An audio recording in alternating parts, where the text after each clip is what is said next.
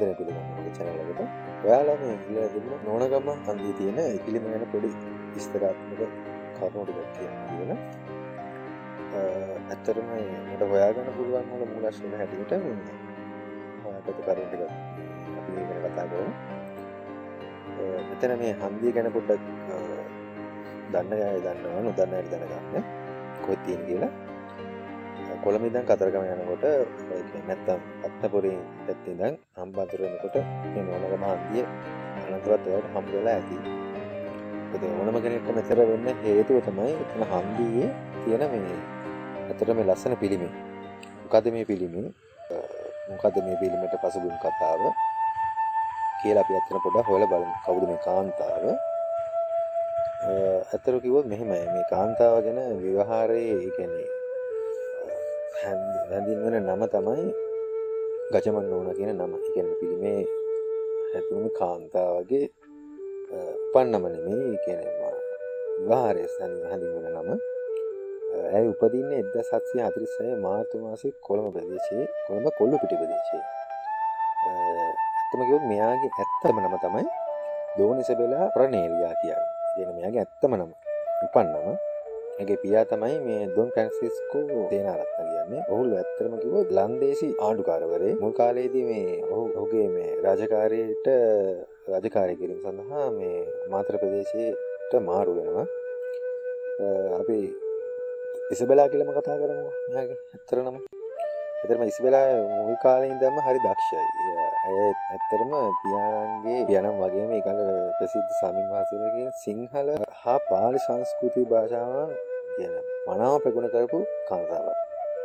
ඇය ඇත්තම කිව්වොත් කවි ලිවීම තමයි එයාගේ සහජ හැකියාවක් විදිහට තිබුණා. එයාට කවි ලිවීම සහ අපේ භාෂාවෙන් කියනවා නම් හිතවන කවි කියන තියෙන. හිතවන කවි කියන්නේ ඇයට ඇත්තටම පුදුම හැකියාවක් තිබිලා තිනවා. ඒ වගේම ඒ හින්දා මෙයා ලස්සන කාන්තාවක්. මේ ඇත්තටම සමාජයේ කැපී පෙනෙන කාන්තාවක් තමයි කාන්තාව බටපත් වෙලා හිටියා. නමුත් ඇයගේ ජීවිතයේ කතාව කියන ගොඩක් කාලයකට සුන්දර කතාවක් වුණේ නැහැ. මොකද ඇය දෙපාර විවාහ වුණ කාන්තාවක්. මොකද එයාගේ සැමියන් දෙපළත් කාලේ මිය ගිහිලා තියෙනවා. මොකද එයාට දරුවෝ දෙදෙනෙක් ඉඳලා තියෙනවා. මොකද ඒ කියන්නේ දරුවෝ දෙදෙනාත් එක්ක මෙයා ආර්ථික අපහසුතාවත් එක්ක ඇගේ ජීවිතය ඇත්තටම නොසිතූ විදියට කඩාගෙන වැටෙන පත් වෙලා තියෙනවා. මොකද මෙයාගේ පියත් මීදලා තියෙන්නේ නලියෙක් පාර දෙනකින් තමයි මෙයාගේ පියා නැති වෙලා තියෙන්නේ. ඒ කාලේ සිංහල සාහිත්‍ය අති දක්ෂ කවි සංවාද නිර්මාණයක් තිබිලා තිනවා. විශේෂයෙන්ම ඒ ගැන අපි කියනවා නම් ඇලපත මුදිලි සමව කළ ආදරණීය වගේම උපහාසාත්මක කවි සංවාදයක් තිබිලා තියෙනවා. ඊට පස්සේ මේ ඇලපත මුදිලි මෙයාගේ මෙහෙම අහලා තියෙනවා. මෙයාට මෙහෙම කවියක් යොමු කරලා තියෙනවා. සුරතල් ලෙහිනි පැල ඇවිදින් කෑ ගති තිසර තනින් රන් රුවන් අස කැලුම් ලෙල දෙති කියලා මෙයාට කවියෙන් කියන්නේ මේ හිතමන කවි කියලා තියෙනවා කියලා. ඒ වගේ කවි කැලක් කියලා තියෙනවා. ඊට පස්සේ මේ දෙවන ඉසබෙලා නොහොත් මේ ගජමන් නෝනා මේකට ෂණිකව උත්තර දීලා තියෙනවා. වයසට ගිය කල පියවරු එල්ලා වැඩදී ළමා ලාපටියන් දැක කුමට ලොබ වෙති කියලා මෙයා අර ඒ කියන්නේ මෙහෙම ජොන් ඩොයිලි කියන ආණ්ඩුකාරවරයා කතාවකුත් මෙතන තියෙනවා. මම ඒක කතාව ඔයාලට කියන්නම්. ඒ කියන්නේ මේ කෙනෙක් කියන්නේ මෙයාට හිතවන කවි කියන්නේ පුදුම හැකියාවක් තියෙනවා කියලා තියෙනවානේ. අන්න ඒ දෙයට මෙයාට දීපු පොඩි කවියකට මෙයා එකෙල්ලේම දුන්න උත්තරයක් තමයි මම ඔයාලට කිව්වේ. ඊට පස්සේ අපි බලමු මේ නෝනගම කියන මේ ගම හැදිච්ච හැටි සහ ජොන් ඩොයිලි කියන ආණ්ඩුකාරවරයාගේ පසුබිම් කතාව. ඉතින් මේ ආකාරයට දැන් මෙහෙමයි. මේ කාන්තාව මේ කියන්නේ ඇත්තටම අසරණ වෙච්ච කාන්තාවනේ. දැන් ඒක සාම්පුරුෂයොත් නෑ, තමන්ගේ තාත්තත් නෑ. කියන්නේ මෙයා දරුවෝ දෙන්නත් එක්ක තනි වෙච්ච කාන්තාවක්. මාතර දිස්ත්‍රික්ක බාර ඒජන්තවරයෙක් ඉඳලා තියෙනවා. එයා තමයි මං කිව්වාට ඔයාලට අර ජොන් ඩොයිලි කියන ඉංග්‍රීසි ආණ්ඩුකාරවරයා. ඒ කියන්නේ ඔහු සිංහල භාෂාව සහ කවියට පුදුම ලැබි කෙනෙක්. කියන්නේ යා ඒ දේවල් වලට ඉංග්‍රීසි ආණ්ඩුකාරයෙක් වුණා. සිංහල භාෂාව සහ කවි වලට ඒ තරම්ම ලැබි ඉංග්‍රීසි ආණ්ඩුකාරයෙක්. ගජමන් නෝනා කියන දෝනිස වෙලා තම දරු පවුල නඩත්තු කරන්න විදියක් නැතුව මේ ජොන් ඩොයිලිට කවියෙන් නිතරම වගේ කියන්නේ කවි ලියලා යවලා තියෙනවා. හරිද? ඊට පස්සේ මේ දුක ඒ කියන්නේ මේ කවිවල සම්පූර්ණ ඒ කියන්නේ ඉසබෙලාගේ නොත් මේ කාන්තාවගේ සම්පූර්ණ දුක ගැබ් වෙලා තියෙනවා මේ ජොන් ඩොයිලට යවන ඒ කියන්නේ කවිවල. ඊට පස්සේ ජොන් ඩොයිලි මේ ඇය ලියපු කවි ඇත්තටම මේ කියවලා ජොන් ඩොයිලි ඇත්තටම දුකටපත් වෙලා තියෙනවා. හරිද? ඊට පස්සේ ජොන් ඩොයිලි මෙයාගේ කවිවලට උපහාරයක් විදියට හම්බන්තොට දිස්ත්‍රික්කයේ ඇයට විශාල නින්දගමක් පරිත්‍යාග කරලා තියෙනවා. ඒ කියන්නේ තෑග් කරලා තියෙනවා.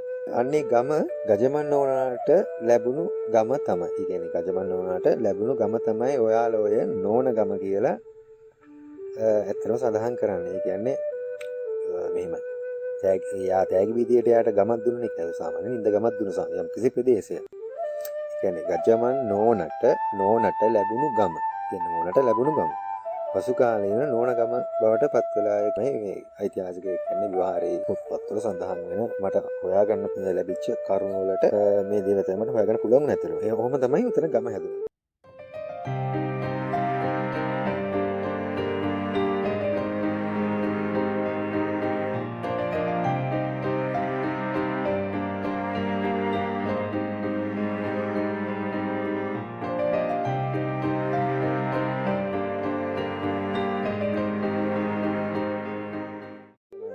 බලමු කියන්නේ ඔයාලට කියන්න ඕනම දේ තමයි මේ කියන්නේ මේ ගජමන් නෝන තමන්ගේ ජීවිත කාලය අවසාන කාලය බොහෝ විට නිහඬව ගත කළා කියලා තමයි කියන්නේ.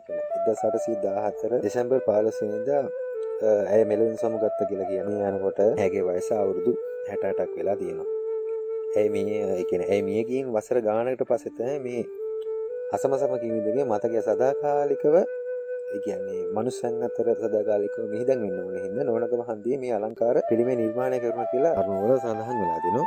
කියන්නේ උඩරට සාම්ප්‍රදායික කාන්තා ඇඳුමින් සැරසලා ඔයාලා දැකලා ඇත්නම් බලන්න පොඩ්ඩක් පිළිම දිහා අවධානයෙන් බැලුවොත් වෙනවා. යාගේ උඩරට කාන්තාවක් විදිහට තමයි ඒක ඔසරියක් අඳලා වගේ තමයි පිළිම නිර්මාණය කරලා තියෙන්නේ. එක අතක පන්හිඳක් තියෙනවා. අනිත් අතේ පුස්කොළපක් තියෙනවා. ඒ කියන්නේ මේ පිළිමයෙන් නිරූපණය වෙන්නේ යාගේ අභිමානය. දැන් නෝනගම හන්දියේ පහු කරගෙන දහස් ගාන ජනතාවක් මේ පිළිමේ දැකලා ඇති. බොහෝ විට ඔයාලා තත්පරයක් නැවතිලා අවධානයෙන් බැලුවොත් ඔයාලට මේ දේවල් මේ උතන බලා ගන්න පුළුවන්. මොකද මේ වගේ කාන්තාවක් අපේ රටට ඇත්තටම සම්පතක්. මොකද මේ ගම කියන්නේ නෝනගම කියන එක තුන ගම කවුරුත් දැක්කට දැන් බොහෝ දුරට මේ පාරායින පිළිමයක් හදලා තිබුණාට කවුරුත් ඒක හිතන්නේ නැහැ. කියන්නේ ඇත්තටම පිළිමයක් කියන්නේ ඔය පිළිමෙ නෙමෙයි. ඕනම පිළිමයක් කියන්නේ කොයි අපිට සාමාන්‍යයෙන් ඇහැට පේන්නේ පිළිමයක් වුණාට ඒ පිළිමේ හදන්න පාදක වෙච්ච පසුබිම් කතාව ඇත්තටම දුබ්බර වෙන්න පුළුවන්. ඒක සතුටුදායක දෙයක් වෙන්න පුළුවන්. ඇත්තටම දැන් රජමන් නෝනාගේ මේ කතාව ඇත්තටම මේ පිළිමේ දිහා බලනකොට එයාගේ දුබ්බර කතාව ඇත්තටම පේන්නේ නැහැ. තව දෙයක් කිව්වොත් ඇත්තටම තමයි මෙයා ඉතින් කවියෙන් රටක් හොල්ලපු දුක සැප දෙකේම නොසිරී හිටපු දකුණුලක අභිමානයක් දුන්න කාන්තාවක් තමයි මේ ගජමන් නෝන කියන්නේ. මට හොයාගන්න පුළුවන් වුණ විස්තර ටික තමයි ඔය මම ඔයාලට කිව්වේ. මේ වගේ තැන් ගැන ඔයාලට විස්තර හොයාගන්න පුළුවන් නම් මම අරන් එන්න හිතනවා. ඔයාලා ඉල්ලපු වීඩියෝ එකට මම සාධාරණයක් කරන්න ඉති කියලා. එහෙනම් තව වීඩියෝකින් හම්බෙමු.